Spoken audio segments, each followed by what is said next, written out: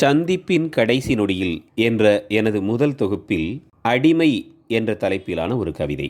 இந்த வருஷம் கோலாகலமா நடந்துச்சு வீரபாண்டி கோவில் திருவிழா.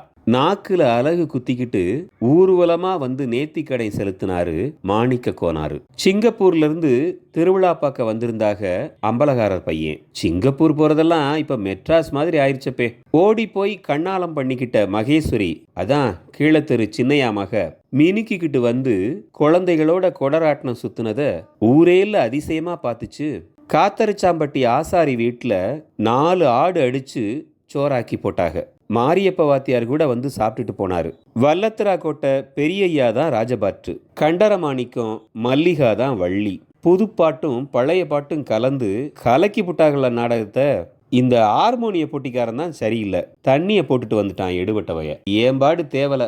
ஒரு காலு சூம்பி இருந்தாலும் கேந்தி கேந்தியாவது வந்து வருஷா வருஷம் திருவிழா பார்த்துடுறேன்.